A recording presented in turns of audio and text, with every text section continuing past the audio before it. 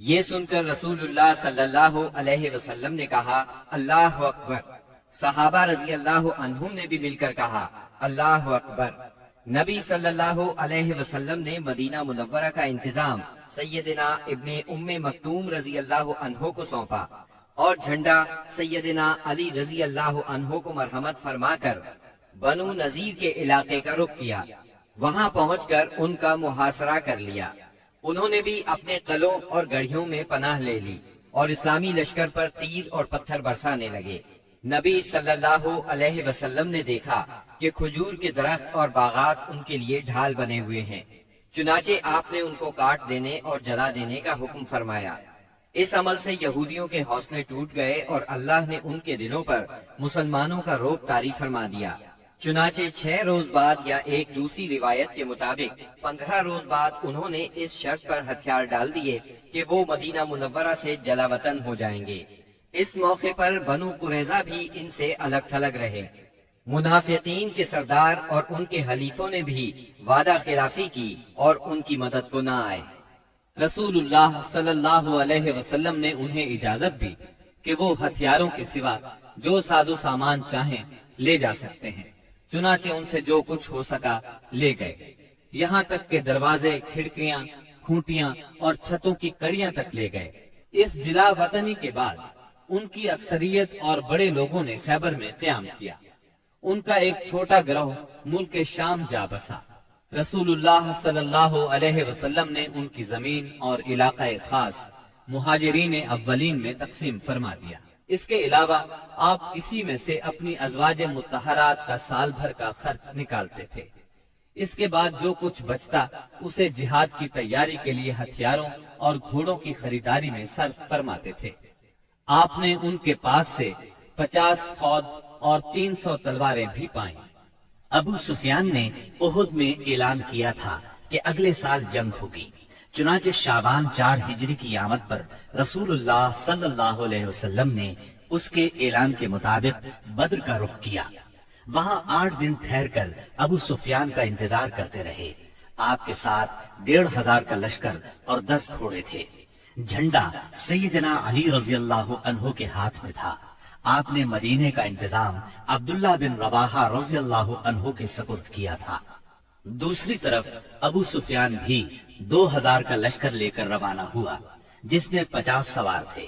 مر الزہران پہنچ کر مجنہ نام کے مشہور چشمے پر پڑاؤ ڈالا، لیکن شروع ہی سے ان پر رعب سا طاری تھا۔ واپسی کے بہانے سوچنے لگا۔ بلاخر یہاں پہنچ کر اس نے اپنے ساتھیوں سے کہا، جنگ اس وقت مناسب ہوتی ہے جب شادابی ہو اور ہریالی ہو، تاکہ جانور چر سکیں اور تم بھی دودھ پی سکو۔ اس وقت خشک سالی ہے، لہٰذا میں تو واپس جا رہا ہوں، تم بھی واپس چلے چلو۔ اس پر پورا لشکر کسی مخالفت کے بغیر واپس ہو گیا۔ مسلمانوں کو جب ان کے واپس ہونے کی خبر ملی تو انہوں نے اپنا سامان تجارت فروخت کیا، خوب نفع کمایا اور اس شان سے واپس لوٹے کہ ہر دشمن پر ان کی دھاک بیٹھ چکی تھی اور ہر طرف امن و امان قائم ہو چکا تھا۔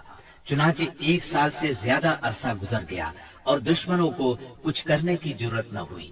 اسی وجہ سے رسول اللہ صلی اللہ علیہ وسلم کو آخری حدود تک امن پھیلانے کا موقع ملا۔ بنو نذیر مدینہ منورہ سے نکلنے کو تو نکل گئے، مگر خیبر پہنچ کر انہوں نے اپنی سازشوں کا جال سارے ملک عرب میں پھیلا دیا۔ ان کے رئیسوں نے مکے جا کر قریش کو آمادہ کیا۔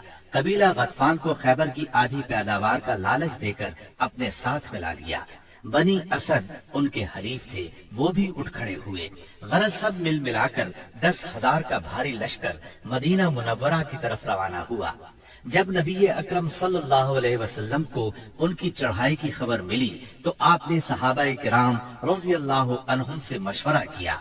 سیدنا سلمان فارسی رضی اللہ عنہ نے مشورہ دیا کہ شہر کے 3 اطراف میں دشوار گزار پہاڑ، مکانات اور کھجوروں کے گھنے باغات ہیں جو پناہ کا کام دیتے ہیں۔ صرف شمالی سمت کھلی ہے، اگر وہاں خندق کھود دی جائے تو شہر کا حملہ روکا جا سکتا ہے۔ آپ نے یہ رائے پسند کی، لہٰذا آپ نے اسی جانب ہرہ شرقیہ اور غربیہ کے درمیان کا سب سے تنگ مقام منتخب کیا، جو کم و بیش 1 میل ہے۔ वहां खंदक खोदकर दोनों हर्रों को मिला दिया। आपने हर 10 आदमियों को 40 हाथ खंदक खोदने का काम सौंपा और खुद भी खंदक खोदने और मिट्टी ढोने में शरीक हो गए। लोगों ने खंदक खोदने में बड़ी मशक्कतें बर्दाश्त की, बिलखुसूस सर्दी और भूख की शिद्दत। लोगों ने रसूलुल्लाह सल्लल्लाहु अलैहि वसल्लम से भूख की शिकायत की और अपने पेटों पर एक एक पत्थर बंधे हुए दिखलाए, तो आपने उन्हें अपने पेट पर 2 पत्थर दिखला दिए। खंदक की खुदाई के दौरान बाद निशानियां भी देखने में आई।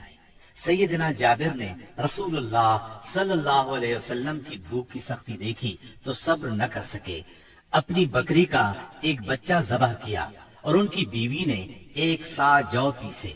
फिर खुफिया तौर पर रसूलुल्लाह सल्लल्लाहु अलैहि वसल्लम को चंद सहाबाए किराम समेत दावत दी, मगर रसूलुल्लाह सल्लल्लाहु अलैहि वसल्लम सारे अहले खंदक के साथ, जिनकी तादाद 1000 थी, चल पड़े और सब ने शिकम सैर होकर खाया। फिर भी हांडी भरी हुई उबलती रही और आटे से रोटी पकती रही। इस तरह सैयदना बरा के साथियों का एक सख्त चट्टान से सामना हुआ। नबी सल्लल्लाहु अलैहि वसल्लम ने उतरकर बिस्मिल्लाह कहा और कुदाल से एक ज़रब लगाई तो एक टुकड़ा कट गया और उससे एक रोशनी निकली। आपने फरमाया, अल्लाह अकबर। मुझे शाम की कुंजियां दी गईं और इस वक्त मैं उसके सुर्ख महल देख रहा हूँ।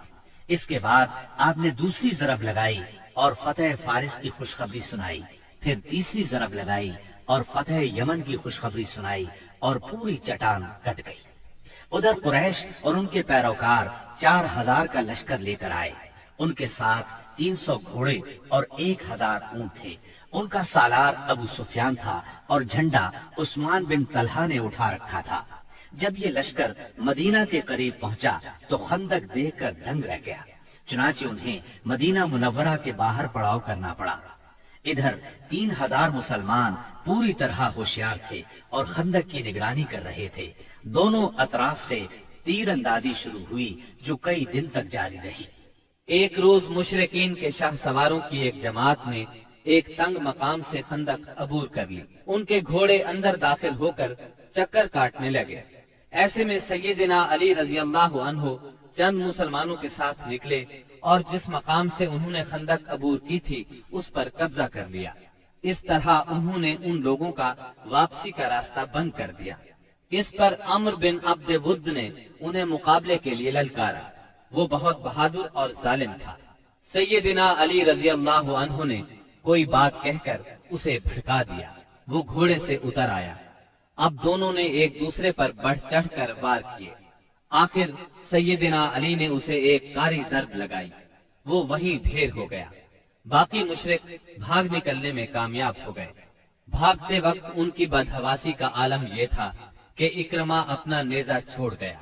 नौफल बिन अब्दुल्लाह खंदक में जा गिरा, जिसे मुसलमानों ने कत्ल कर दिया। अब मुशरिकीन ने तीर अंदाजी शुरू कर दी। तीरों के साथ वो पत्थर भी बरसा रहे थे। मुसलमान औरतें एक कले में महफूज थी। वो कला बनु कुरैजा के पास था। बनु कुरैजा ने जब ये देखा कि मुसलमान हमले की जद में हैं, इधर मैदान खाली है, तो कले पर कब्जे के बुरे इरादे से कले की तरफ बढ़े। एक यहूदी तो फाटक के पास पहुंच गया। औरतों ने भी उन्हें देख लिया और उनके इरादे को भांप लिया। सैयदना जुबैर रजी अल्लाह अन्हु की वालिदा और नबी करीम सल्लल्लाहु अलैहि वसल्लम की फूफी सैयदा सफिया रजी अल्लाह अन्हा आगे बढ़ी और उस पर हमला कर दिया। आन की आन में वो ढेर हो गया। उन्होंने उसका सर काट कर मैदान में फेंक दिया। अपने साथी का सर देखकर बनु कुरैजा के लोग ये समझे कि कले में मुसलमानों की फौज मौजूद है, लिहाजा आगे बढ़ने से रुक गए और वापस लौट गए।